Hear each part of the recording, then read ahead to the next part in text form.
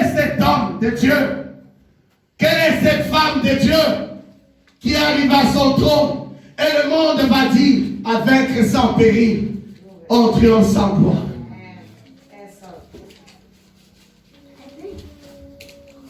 Dieu va utiliser un moyen satanique, diabolique, la haine de ses frères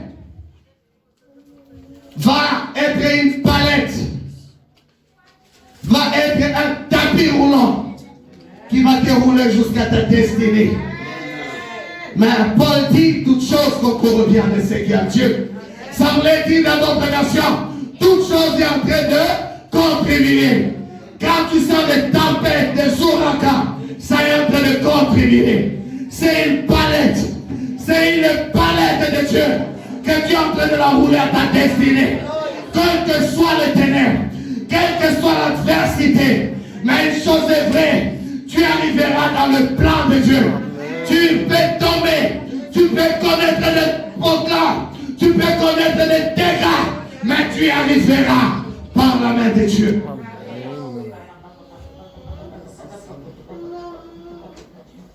Des fois, Dieu permet des moyens diaboliques pour t'épuiser de ton orgueil, t'épuiser de ta méchanceté, t'épuiser de moi, de ta suffisance. Et c'est alors, quand tu vas traverser dans la vallée de l'ombre de la mort, tu vivras la repentance, tu vivras ce que la Bible dit dans Agé, que ce n'est ni par ta force, que ni par ta puissance, mais c'est par l'Esprit de Dieu. Avant que Dieu accomplisse sa parole dans ta vie, quelque chose va toujours tomber en toi. Quelque chose doit tomber. Jacob, avant d'entrer, le père de Joseph, avant d'entrer dans sa destinée, dans Genèse chapitre 32, il avait d'abord volé la bénédiction d'Ésaü. Il a soufflé. Quelle est cette fiançaille de 21 ans? Si tu aurais trouvé la femme à 20 ans, tu vas l'épouser à 41 ans.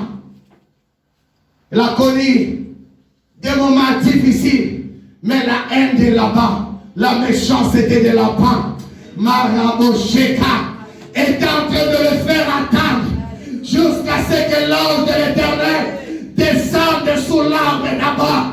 Je vais dire à quelqu'un que Dieu a une époque prévue, mais voici l'époque arrivée où tu dois rencontrer l'ange de l'Éternel. Pendant 21 ans, il fallait que Dieu prépare un ange d'abord à le rencontrer sous l'arbre. Quand 21 ans est arrivé, la haine de là-bas a lâché prise. Parce qu'il sait que quand tu vas quitter la haine de là-bas, mais tu vas rencontrer celui qu'on appelle Yahvé Mashiach, celui qu'on appelle le merveilleux. Tu dois le rencontrer quelque part. Celui qui changera ton histoire, celui qui changera ton nom qui était Jacob, et tu deviendras Israël le vainqueur. Mais il fallait que d'abord sous l'arbre, que l'ange soit positionné. Aidez-moi s'il vous plaît avec le téléphone. Lorsque il a rencontré l'ange, toute la nuit, my God, je prophétise, le temps des rencontres est arrivé dans ta vie avec le surnaturel. Le temps est arrivé. Il a passé un calvaire, 21 ans de difficultés, 21 ans de combat pour Rachel, la mère de Joseph. Et la Bible dit que Jacob aimait Joseph parce qu'il a eu dans la vieillesse. Après la haine de Laban, après des combats, après des luttes, après la fuite d'Ésaü, après des combats et des combats, mais elle va encore engendrer un autre combat.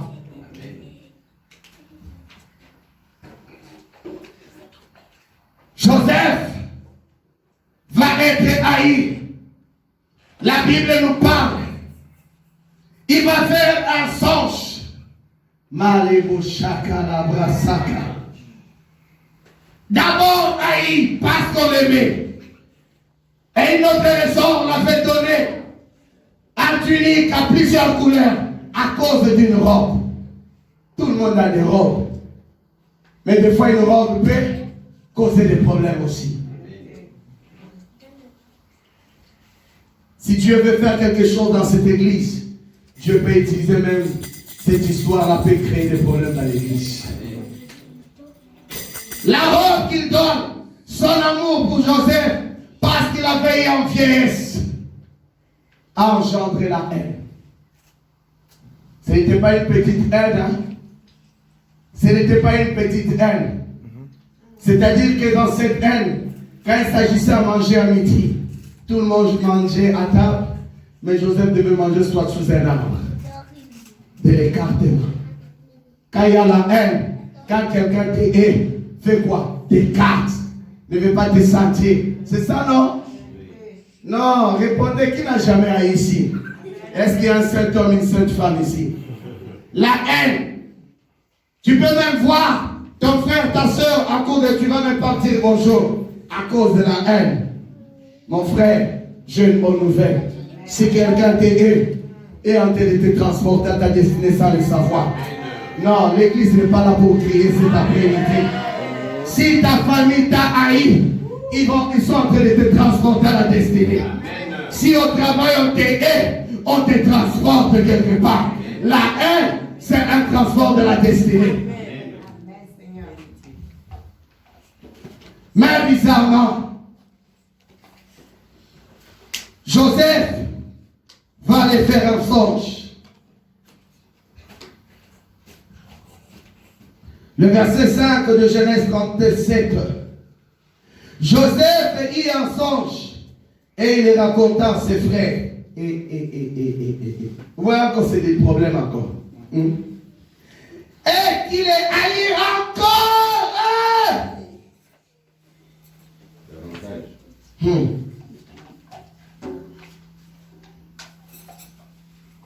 Marcher avec Dieu, c'est la vie des combats de tous les jours. Amen. Quand vous voyez des fois les gens n'aiment pas, oh, je n'aime pas prier, c'est le combat. Amen. Mais j'aimerais te dire, si tu refuses ces combats, tu n'arriveras jamais à ta destinée. C'est ça la bonne nouvelle des combats avec Dieu. Amen. Si tu l'affrontes, c'est que tu vas arriver à ta destinée. Amen. Beaucoup meurent sans arriver à leur destinée. Mais je prophétise sur toi, tu arriveras à ta destinée au nom de Jésus. Il faut que tu arrives. Cette église arrivera à sa destinée. Ah, on est en pleine marche déjà. On nous a tellement haïs à roi. On nous a tellement combattu. On est en train de taper. Au lieu que les gens dorment la nuit. Ah, pasteur Philippe, il est haï encore. On arrivera.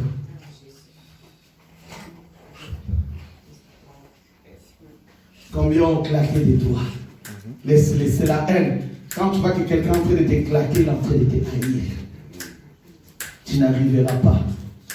Mais la Bible dit c'est que Dieu a commencé en vous cette bonne œuvre.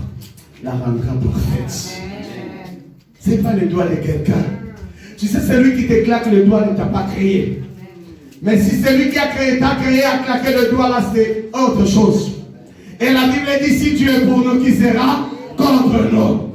Ceux qui nous haïssent accomplissent la parole de l'Éternel. Ceux qui nous aident, détestent là, sont en train de nous pousser dans la destinée. Ceux qui se complotent contre nous sont en train d'arranger notre destinée sans le savoir. Ceux-mêmes qui vont encore parler en bien, c'est des barbares. Va raconter le rêve. Va raconter les rêves à son père. Et les haïr encore. Davantage. Il leur dit, ah, Joseph est courageux. J'aimerais dire à quelqu'un cet après-midi, tu traverses des moments difficiles, mais je te dis cet après-midi, prends courage. Tu arriveras à ta destinée. Il dit encore davantage.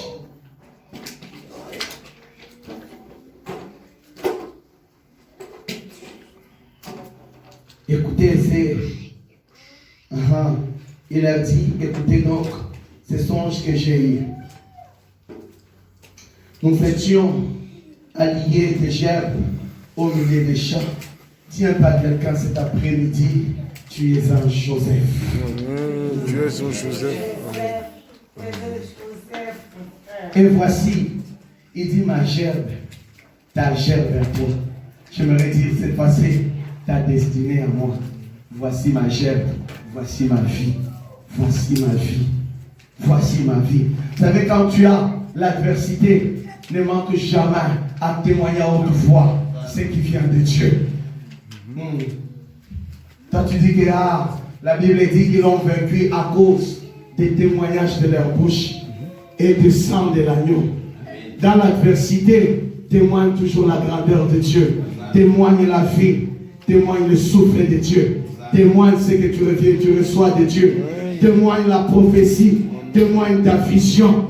Témoigne ta destinée. Témoigne ta confession. Dans l'adversité, témoigne toujours la bonté. Témoigne ta bienveillance. Il dit ma gerbe est à moi. Il va raconter à ceux-là qui les haïssaient le matin, midi, soir. À ceux-là qui le pouvaient de manger. À ceux-là qui les tapaient matin, qui les critiquaient. Mais il va leur dire, je reçus quelque chose. Je n'ai pas reçu d'un gouvernement. Je n'ai pas reçu de la CAF. Mais j'ai reçu le trône de l'Éternel. Car ce qui vient d'en haut subsistera de génération en génération. Que tu le fais ou pas, ce que Dieu a dit dans ta vie, ça s'accomplira. Ça s'accomplira. Malgré la présence de Saül, malgré la présence de Hérode, malgré la présence de Pharaon, la parole de l'Éternel s'accomplira dans ta vie.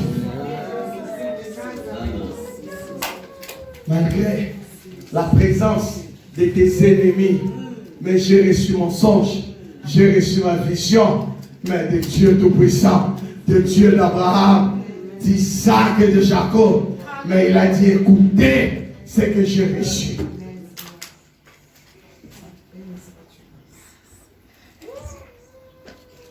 Dis, écoutez, ma chair s'éleva et s'étend debout, et vint, et vos gerbes l'entourèrent, et se prosternèrent devant ma chair.